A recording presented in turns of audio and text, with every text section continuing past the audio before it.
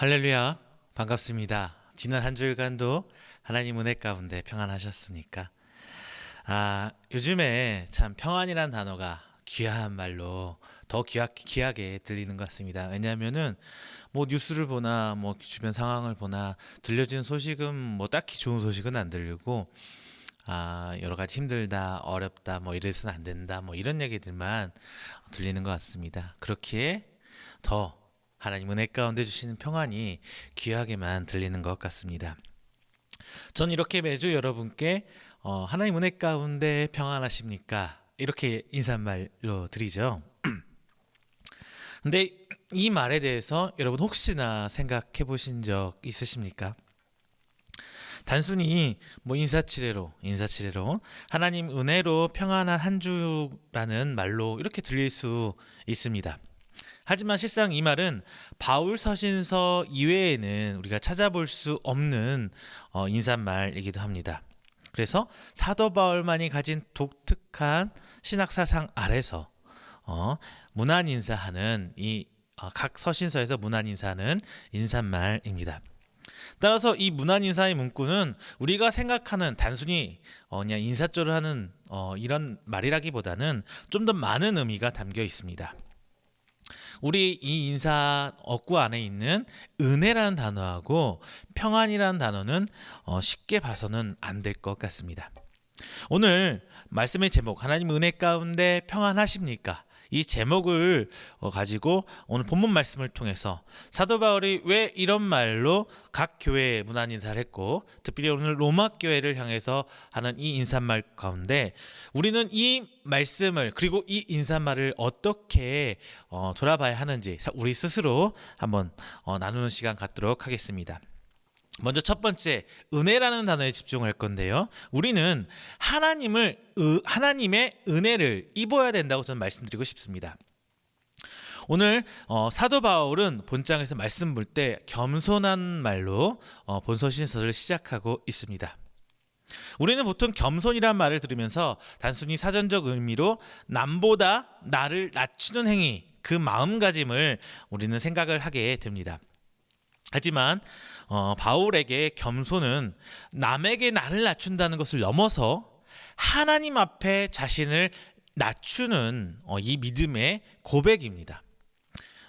우리 겸손에 대해서 우리 좀 더 생각해 봐야 될 것 같아요. 우리가 교회 안에서 겸손하십시오 이렇게 말을 한다면 여러분은 어떻게 생각하세요? 교회의 여러 가지 헌신과 봉사 여러 가지 뭐 활동의 범위 안에서 남들이 안 하는 것, 예를 들면 화장실 청소를 해야지, 힘든 주차장 봉사를 해야지, 뭐 이런 걸로 생각할 수 있어요. 하지만 그 이면에 있는 성경에서 말하고 싶은 겸손이란 단어는 우리 인간에게 보여주고 있는 나와 너 사이에서 얘기하는 겸손이 아니라 하나님과 나의 관계에 있어서 겸손이 우선되어야 한다는 것을 우리는 분명히 기억해야 합니다.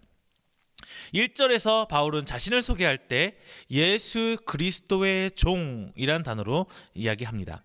그리고 자신의 이름은 사울이 아닌 바울이라고 명시하고 있습니다. 이 두 가지가 저는 오늘 본장에서 보여주는 바울이 자신을 낮추는 겸손의 자세라고 저는 보고 있습니다. 본디 사울은 어디 내놔도 꿀리지 않는 어디 내놔도 자랑스럽다 못해서 교만해도 뭐 할 말 없는 대단한 사람이었어요. 우리가 아시다시피 사도 바울은 가말리엘 문화의 제자였어요. 최고의 학문 지식인들 층에 있었죠.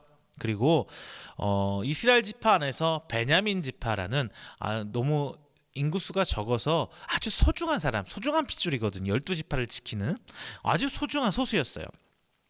또한 유대인으로서 로마의 시민권자이기도 합니다.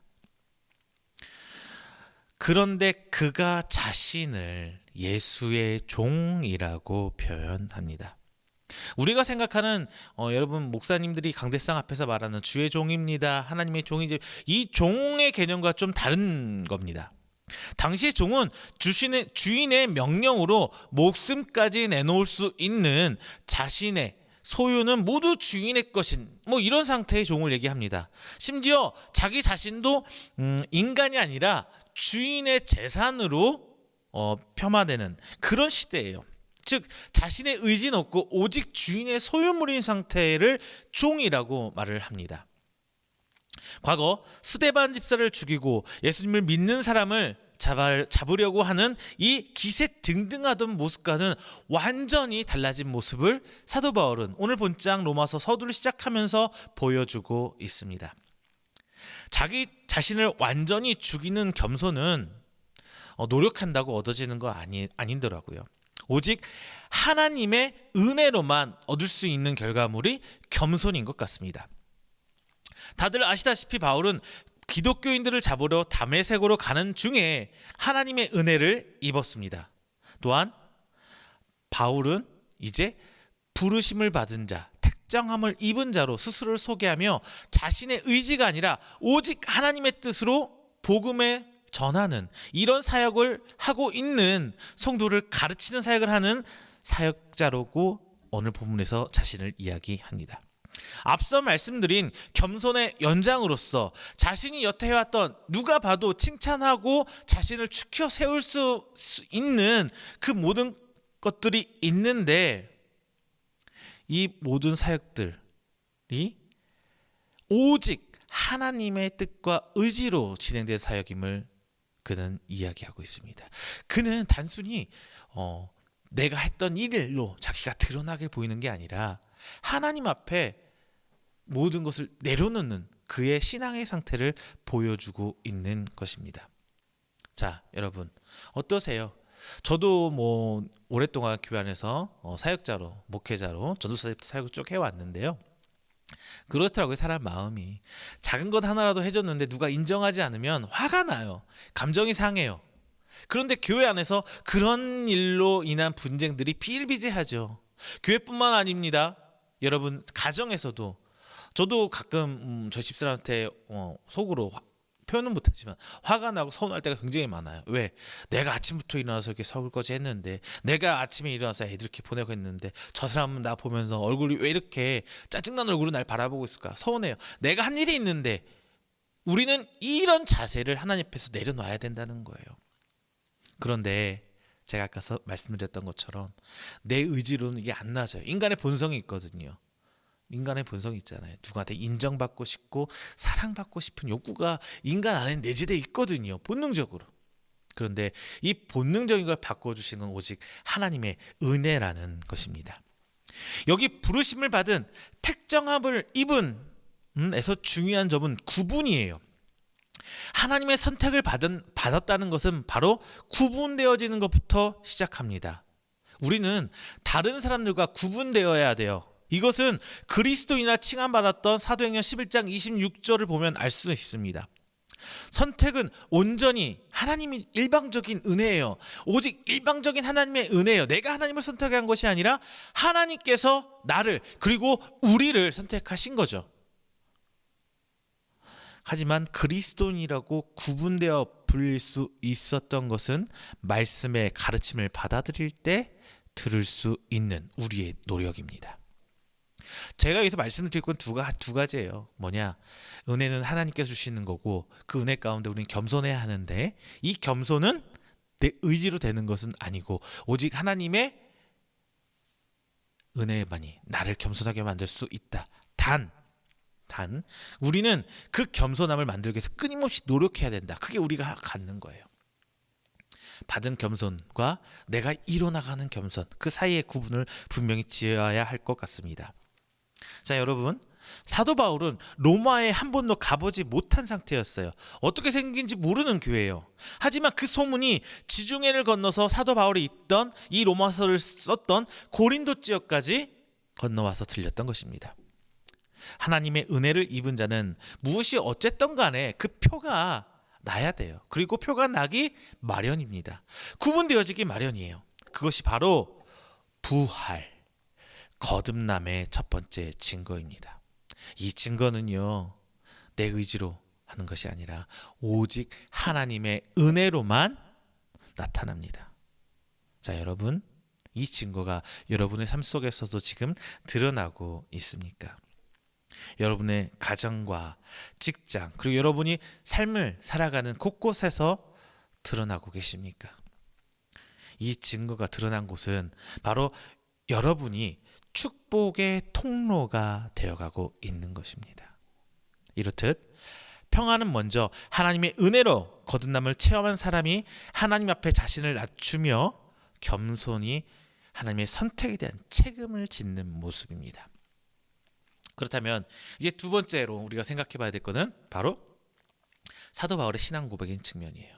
우리도 사도 바울처럼 신앙 고백할 줄 아는 사람이 되어야 합니다. 오늘 서두의 인사를 사도 바울이 자신을 소개하면서 그리고 자신이 왜 사도로서 인정을 받아야 되는지 그리고 내가 소개하는 예수 그리스도가 누구인지 사도 바울은 1절부터 7절까지 써내려가고 있어요. 그 정당성을 밝히고 있는 거거든요. 이 밝힌다는 것, 이 정당성을 밝힌다는 것 자체가 무엇이냐? 자신의 신앙 고백이에요. 여러분 신앙 고백을 생각하면 무엇이 가장 먼저 떠오르십니까? 바로 사도신경이죠. 사도신경 첫 부분 우리 한번 외워볼까요?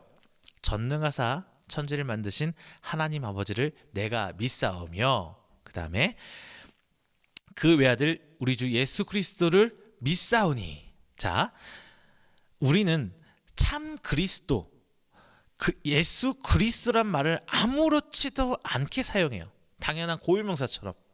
그렇죠? 그런데 과거 초대교회 당시 사도들이 있고 사도 바울이 있던 이 교회가 세워지던 그 초대교회 당시에는 예수 그리스도란 단어가 생각하기 어려운 말이었어요. 자, 예수 그리스도란 말은 마태복음 1장 1절에 나옵니다.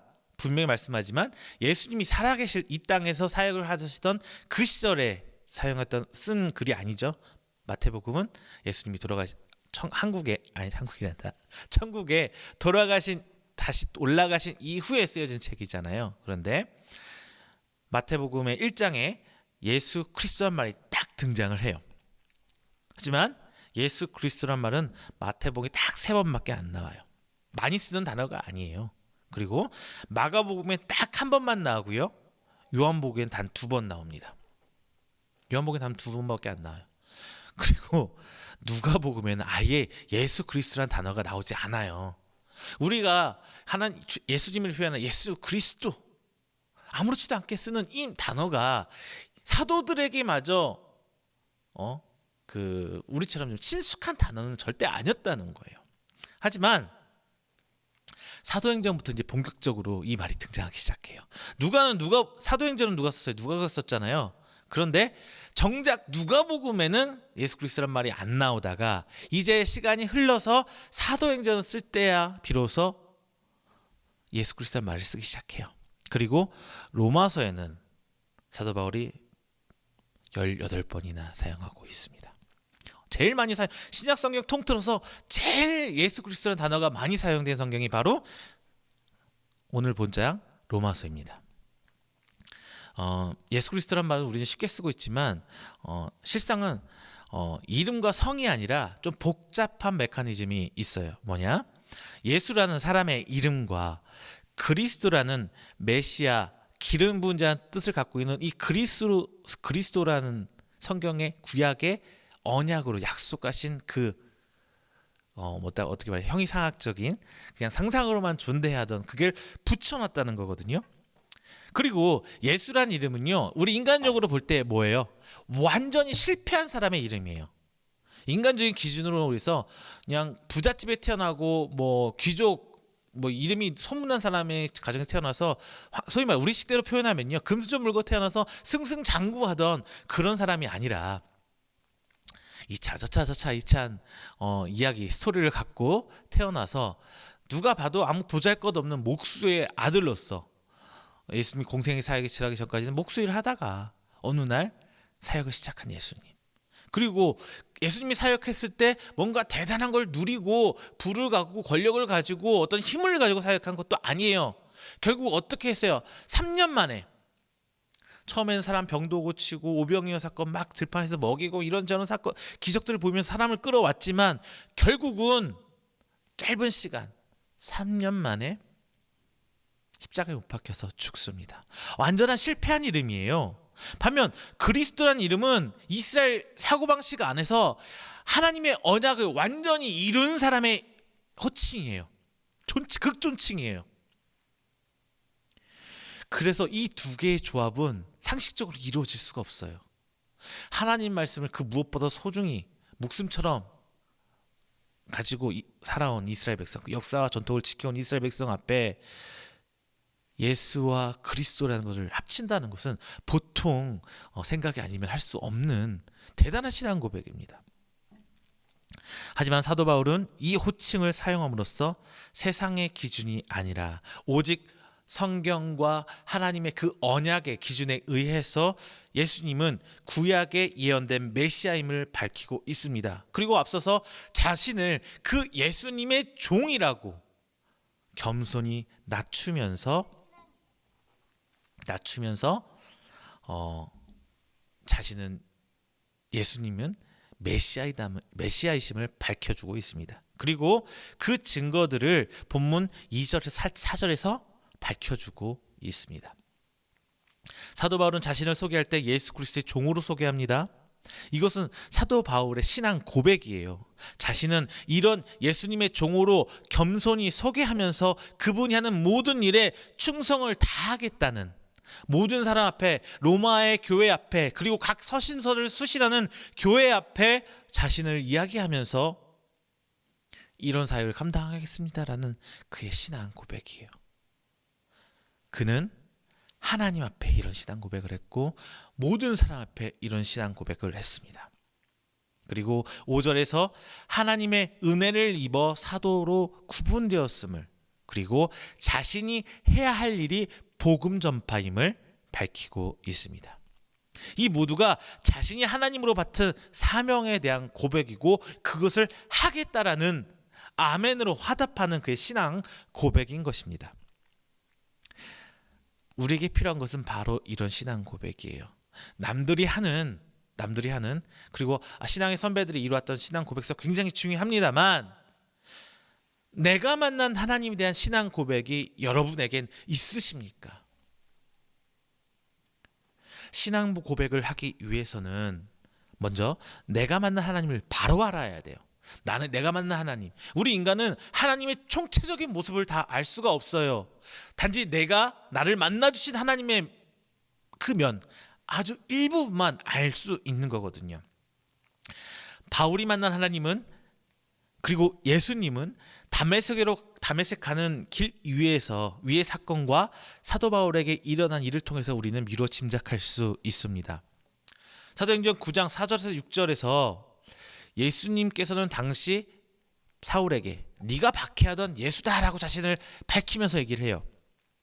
그렇다면 사울이 박해하던 예수님은 어떤 예수님이냐? 성경에서는 딱 이거야라고 답을 말하고 있지는 않아요. 다만 사울이란 이름이 처음 등장한 게 어디냐? 사도 스데반 집사가 핍박받던 장면이거든요. 사울이 처음 등장한 스데반 집사의 설교를 통해서 이 앞뒤 과정을 통해서 사울이 왜 예수님과 예수님 믿는 사람을 박해했는지 우리는 유추해 볼 수가 있는 거예요. 스데반 집사의 설교는 사도행전 7장에 나옵니다. 스데반 집사의 말에서 가장 중요한 것은 예수님을 죽였다. 그리고 그 예수님이 지금 하나님의 우편에서 보고 계신다. 즉 부활하신 예수님입니다.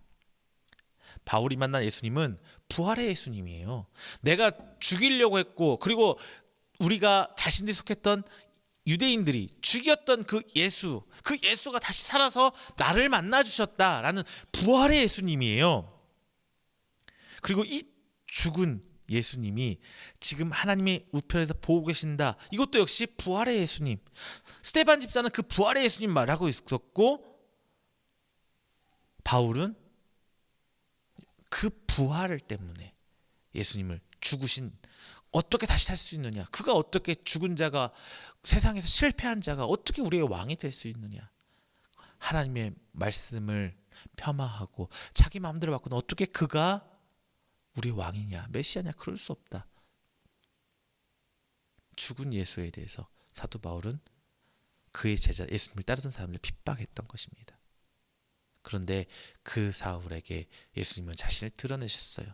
네가 핍박하던 예수가 나다. 사도 바울이 만난 예수님은 부활의 예수님입니다. 그렇다 보니 사도 바울의 서신서에서 계속 강조되는 건 뭐냐? 우리 죄 때문에 예수가 죽었다. 우리가 예수님을 죽였다. 그런데 예수님은 다시 사셨고 그 부활을 우리도 예수를 믿음으로써 체험할 수 있다. 이게 사도 바울이 모든 선지서에서 강조한 공통적인 내용이거든요.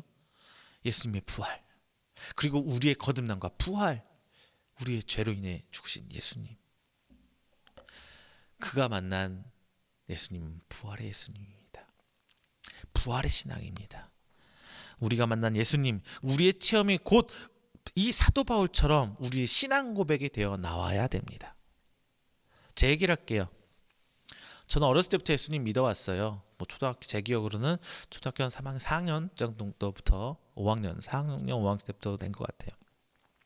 그때는 친구들하고 놀려고, 교회 형들하고 누나들하고 놀려고 쫄랑쫄랑 다녔던 것 같죠.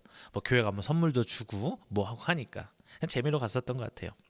그리고 중학교, 고등학교 남들 볼 때는 신앙이 좋다, 이랬다 저랬다 라고 말할 수 있지만 제 스스로는 그랬어요. 예수님은 분명히 믿었어요. 근데 믿는 근거가 없었어요. 왜? 내가 만난 예수님이 어떤 예수님인지 명확하게 얘기할 수가 없었거든요. 나한테 있었어 예수님은 어떤 존재인가, 내 죄에서 죽으신, 이거는 말로는 할 수 있지만 피부로 와 닿지는 않잖아요. 내 죄도 때문에 죽으신 예수님, 그 예수. 근데 언제 그런 예수님을 알게 됐느냐? 저는 신대원 때 만났습니다. 신대원 가서 만났어요. 신대원에서 말씀을 공부하고 신학이란 걸 배우고 그러다 보니까 성경을 이제 진짜로 보게 되는 거예요. 한글적인 성경이 아니라 예수님이 왜 이런 말씀하셨지? 왜 이 사람은 이렇게 하셨지? 이 성경은 왜 쓰였지? 그래서 내가 무엇을 봐야 되는 거지? 찾다 보니까 진리가 보이기 시작하는 겁니다. 그러니까 어떤 변화가 생기냐? 생각이 먼저 바뀌어요. 생각이 바뀌어요. 생각이 바뀌는 게 뭐냐? 내 행동 양식이 바뀌어요. 내 행동 양식이 바뀌어요. 자, 여러분들, 내 생각이 바뀌어야 여러분의 삶이 바뀝니다. 단순히 교회에서 이렇게 저렇게 해야 한다고 한들 오래가지 않아요. 내 생각이 바뀌어야 여러분 삶이 바뀝니다. 그리고 그 말씀으로 나를 변화시킨 하나님을 만났을 때 그 어떤 기적보다도 말씀으로 인한 변화가 어떻게 내 삶에, 내 생각에, 내 모든 머리부터 발끝까지를 송두리째 바뀌게 하는지 경험한 저는 무엇보다 말씀 사역에 더 열심을 하게 될 수밖에 없었어요. 말씀을 가르치고 어떻게 하면 성도들이 올바른 말씀을 들을 수 있을까? 과거 관념적인 성경의 말씀이 아니라 어떻게 하면 진짜 예수님이 하시던 말씀을 성도들에게 전할 수 있을까?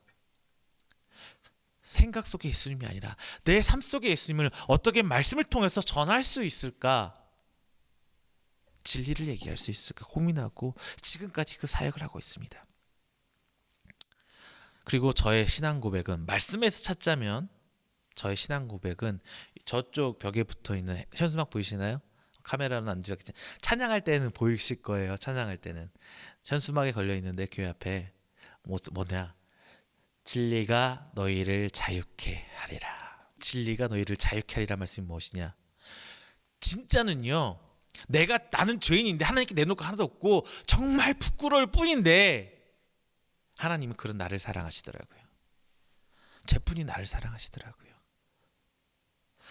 성경에 있는 말씀을 통해서 하나님께 사랑받는 나를 발견할 수 있었어요. 성경의 말씀들을 통해서 저 진리가 단순히 나를 이렇게 해라 저렇게 해라 규정으로서, 규범으로서 나를 옹고매는 게 아니라 그것이 나를 하나님께 사랑받고 있다는 증거가 되더라고요. 자, 여러분에도 이런 신앙 고백이 있으시길 부탁드립니다. 지금의 저는 이 자유로 평안합니다.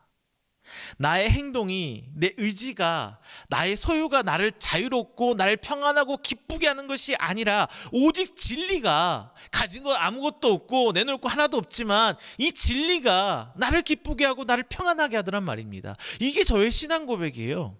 내가 만난 예수님이고 내가 만난 하나님입니다. 저는 기적보다 체험하지 못했어요. 내가 병 낫는 거, 저 병이 나아서, 혹은 하나님이 나한테 뭐 특별한 일을, 이벤트를 벌려주셔서 내가 하나님을 바라보게 한 게 아니라 묵묵히 말씀 묵상하는 가운데 하나님이 나를 기쁘게 하세요. 내 안에 평안을 주세요. 평강을 주세요. 내가 만난 하나님은 그런 하나님이에요. 여러분이 만난 하나님은 어떤 하나님이냐? 그것을 정립해야 되는 거예요. 여러분의 신앙 고백은 무엇입니까? 신앙생활과 교회의 섬김과 봉사, 헌신에 앞서 가장 중요한 것이 내가 만난 예수님은 어떤 분입니까? 라고 정의하는 거예요. 이 신앙 고백보다 섬김과 봉사, 헌신, 그리고 각종 교회 안에서 해야 할 것들이 이제 앞서기 시작하면요, 신앙생활이 괴롭기 시작해요. 저도 그랬거든요. 신대원 가기 전에 대학 생활을 볼 때 너무 힘들었어요. 교회가 나를 너무 힘들게 하는 거예요. 아침에 9시까 8시 반까지 교회 갔으면 주일학교 교사를 했어요. 9시 주일학교 교사. 그게 끝나면 아니다. 9시 오전 예배 때 중고등부 교사를 했어요. 대학교 때. 그리고 그게 끝나면은 바로 성가대 하러 갑니다. 연습하러. 그래서 11시 대비 성가대를 해요. 그리고 성가대 끝나면 점심 먹고 뭘 하냐? 이제 주일학교 교사를 해요. 주일학교 교사 끝나면 오후, 그 당시 저 어렸을 때 오후 4시에 석양예배라고 해서 오후 예배를 또 드려요. 가장 쉼을 얻고 새 힘을 얻고 한 주일을 또 살아야 할, 은혜를 얻어야 할 이 주일 하루가 어떻게 하냐? 가장 피곤하고 가장 힘든 날이 돼요. 그러면서 내가 살아가야 될 것들을 보다 더 많은 부분을 교회에서 가져가면서 정말 힘들어지더라고요. 이제 신앙생활이 그런 식으로 괴롭게 돼요. 그런데 이런 헌신보다 더 중요하다는 저는 알게 됐어요. 말씀을 보면서 무엇이냐? 신앙 고백으로 살아가는 거예요. 내가 만난 예수님이 이런 분인데, 저 같은 경우는 말씀으로 하신 분인데 이것 갖고 사역을 하니까 신이 나요. 힘이 나요. 여러분도 만날 하나님을 찾아보세요. 그 누구는 전도하는 모습 가운데 전도하는 전도인의 모습을 바라보고, 저게 예수님의 모습이구나. 어떤 분은 교회에서 굉장히 낮은 곳에서 화장 청소하면 저게 예수님의 모습이구나. 자기가 발견한 예수님의 모습은 각각 다를 거예요. 그렇다면 그걸 통해서 내가 하나님을 찾아가는 거예요. 교회에서 이렇게 하라고 해서 이거 하고 저거 하라고 해서 저거 하고, 그거는 그 당시에 헌신이지 그게 나를 이끌어가는 원동력이 될 수는 없어요. 내 신앙생활을 이끌어가는 원동력이 될 수는 없어요. 내 신앙 고백을 정립하고 내가 만난 하나님을 정확히 명시할 때 누군가는 목숨 바쳐서 선교할 걸 갈 겁니다. 누군가는 찬양 사역에 목을 맬 거예요. 그리고 누군가는 교회 안에 청소부터 시작해서 누군가는 예배를 섬기는 일이 그의 삶의 가장 큰 기쁨이 될 것입니다. 세 번째입니다. 이 성장이 바로 성도가 되는 것입니다. 보통 사람이라면 누구나 자신이 가진 힘은 저는 정해져 있다고 봐요. 100이면 인간이 스스로 가진 힘은, 그게 상대적으로 충만한 상태, 머리까지 차있는 상태가 100이라면 내가 하나님 사역을 하고 열심히 하면은 쭉쭉쭉쭉쭉 빠지겠죠. 그럼 다시 재충전을 받아야 되잖아요. 그렇지 못한 상태에서 계속 사역으로, 일로, 헌신으로, 봉사로 하게 된다면은 나중에 주저앉게 돼요. 그렇게 주저앉은 성도님 저는 여러 봤습니다. 당시 로마 교회는 앞서 말씀드린 것처럼 고린도 지역까지 소문난 상태예요. 지중해 주변의 인근 지역이 다 소문났어요. 로마 교회가 얼마나 잘하고 있는지. 하지만 로마 교회가 당시 어떻게 세워졌는지는 알 수 없어요. 그리고 사도가 파송된 교회도 아니에요. 그들은 자신이 만난 예수님에 대해 기쁨이 넘치고 이로 인해 증거가 넘쳐났어요. 그 삶을 살아간 거예요. 기쁨이 넘치는 삶. 그런데 중요한 거는 이게 오래 갈 수 없다는 거예요. 그가 예수님 천국 갈 때까지 그런 뜨거운 기쁨의 삶을, 은혜의 삶을 이어갈 수가 없어요. 당연한 거죠. 그들은 하나님의 은혜를 입었지만 우리가 알아야 될 건 이거예요. 하나님의 은혜는 일회성이 아니에요. 한번 주사 꾹 놓고, 요즘에 코로나 백신 말 많죠. 주사 꾹 맞아서 또 시간이 지나서 또 주사 꾹 맞고, 한번 맞아서 끝나는 이런 것들이 아니에요. 그리고 한 번 받았다고, 하나님 만났다고 그 시절을 돌아보면서 곱씹으면서 사는 신앙생활은 더더욱더 아닙니다. 계속 우리는 죽을 때까지, 예수님이 우리를 부를 때까지 하나님을 계속 체험해야 돼요. 하나님과 동행하고 예수님과 동행한 그 삶을 계속적으로 체험해야 돼요. 성령님이 내 안에서 어떻게 일하시니 우리는 체험해야 되는 거예요. 그게 우리의 신앙이고, 그렇기 때문에 기독교는 체험의 종교, 살아있는 종교라고 얘기하는 거예요. 끊임없이 체험을 해야 돼요. 그런데 이 체험은 내 의지로 되는 게 아니에요. 내가 사역을 했다고 내 힘을 다 썼다고 해서 내가 힘 다시 채워놔야지, 충만해야지, 다시 충전해야지, 스마트폰 충전하듯이 전원코드 꾹 보면 의지대로 쭉쭉쭉 차오르는, 그게 아니더란 말입니다. 하나님을 만나 기쁨이 충만한 예는 정말 많아요. 그런데 이 기쁨이 세상과 하나님을 믿는, 예수 그리스도를 믿는 우리를 구분짓는 요인이 되지는 않습니다. 그리고 이 기쁨이 우리를 구원에 이르게 하지도 않습니다. 이 기쁨이 분명히 예수 그리스도를 믿게 하는 마중물은 될지언정 그게 전부는 아닙니다. 우리 성경 보면은 10명의 문둥병자 생각나십니까? 10명의 문둥병자가 예수님 만나서 고침을 다 받아, 10명이 다. 정말 기뻤을 거예요. 예수님이 나를 고쳤어. 이 문둥병을 고쳤어. 이스라엘 백성에게, 유대인에게 문둥병은 뭐냐? 하나님이 나를 저주했다고 생각을 했던 병 중에 하나거든요. 그런데 내가 나았어, 그거예요. 예수님이 나를 구원해 줬어. 그 기쁨을 누렸어요. 하지만 예수님께 돌아온 사람은 단 한 명, 그것도 이방 사두개인 한 명입니다. 사마리아인 한 명이 돌아옵니다. 나을 것이라는 믿음이 그들의 병을 고치기는 했지만 구원을 받은 것은 아닙니다. 예수님께 돌아와 영광 돌린 사마리아인의 믿음이 오직 10명 중에 자신만 구원을 얻게 한 것입니다. 안디옥 교회가 예수님을 만난 기쁨의 여러 헌신의 행위를 합니다. 주변 사람을 돕고 서로 나누고 막 이렇게 해요. 하지만 그들이 그리스도인이라 칭함받은 것은 사도행전 11장 16절 말씀을 볼 때 바나바와 사울이 1년여 년간 그들을 가르칠 때 비로소 그리스도인이라 칭함받았다고 성경은 기록하고 있습니다. 비로소라는 단어 분명히 써 있어요.